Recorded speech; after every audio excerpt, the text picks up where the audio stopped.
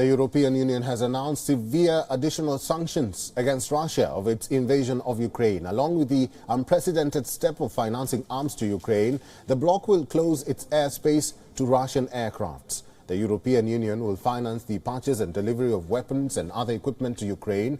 The bloc aims to spend 450 million euros or $507 million of EU funds on weapons for Ukraine. A further 50 million euros will be spent on items such as medical supplies. For the first time ever, the European Union will finance the purchase and delivery of weapons and other equipment to a country that is under attack. The earlier EU sanctions were targeted on Russia's energy sector and the exclusion of certain Russian banks from the SWIFT messaging system that dominates global payments. The top official in the European Union said the EU would close its airspace to Russian aircrafts, including the private jets of Russian oligarchs. The 27-nation bloc will also ban Russian state media outlets broadcasting in the bloc. The bloc will ban Russian state-owned television network Russia Today and news agency Sputnik. Von der Leyen said this was to render them unable to spread their lies, to justify Putin's war and to sow division in our union. First, we are shutting down the EU airspace for Russians. We are proposing a prohibition on all Russian-owned, Russian-registered and Russian-controlled aircraft. These aircraft will no more be able to land in, take off, or overfly the territory of the European Union. Targeting Russian ally Belarus, the European Union will impose sanctions on it for facilitating the invasion. A ban on imports of products from mineral fuels to tobacco, wood and timber, cement, iron and steel will be imposed. The EU will also target Belarus President Alexander Lukashenko for supporting Russia's widespread military campaign in Ukraine.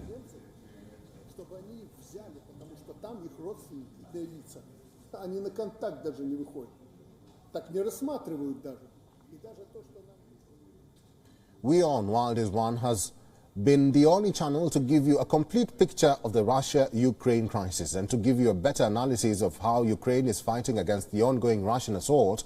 For a deeper insight into the ongoing developments, I earlier spoke to Jeff Smith, a research fellow at the Heritage Foundation from Washington, D.C., and this is what he had to say.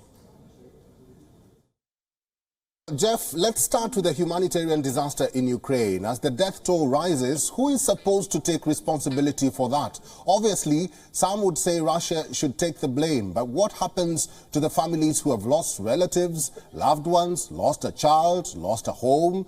How does a nation mend that? Well, maybe no surprise for you to hear me say Russia does bear responsibility for this.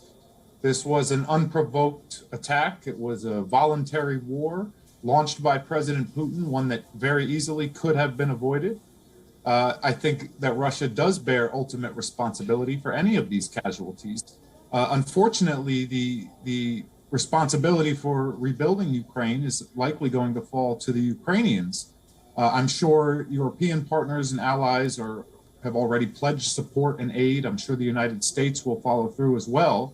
I'm sure it will be an international effort to help rebuild Ukraine in the aftermath, but there should be no mistake about who is responsible for this destruction.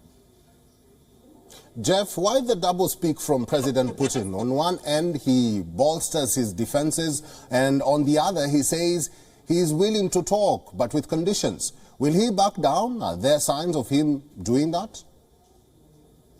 Well, unfortunately, doublespeak is fairly common for President Putin. We've witnessed it for years, if not decades now. So that's no surprise to us at all. What has been surprising, I think, to many international observers is the degree of resistance in Ukraine, the degree of difficulty that the Russian invading force has faced. Of course, we're piecing together bits of information based on social media accounts, videos coming out of Ukraine. Our information is very imperfect. But there does seem to be major resistance and, frankly, just logistical challenges that the Russian military is facing that I think few people anticipated.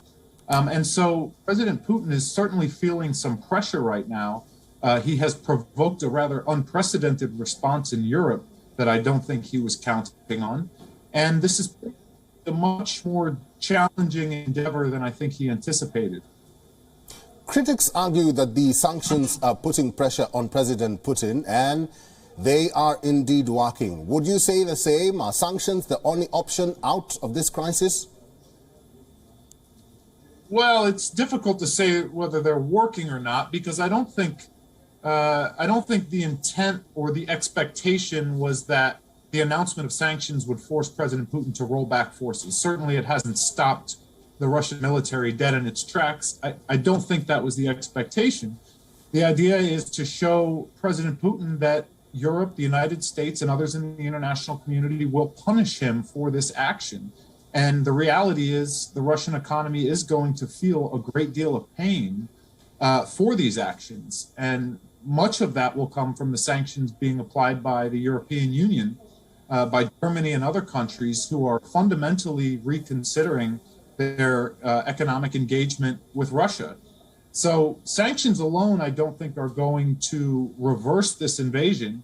But of course, Europeans are doing more than just sanctions. They're sending arms and supplies to Ukraine as well, including reports today, potentially of sending fighter jets to Ukraine. I mean, this would have been, frankly, unthinkable just a few days ago, but they have awoken Europe from its slumber. Finally, Jeff, is the caution being taken by various countries towards Russia justified? And what would be the ramification of, isolating Russia internationally?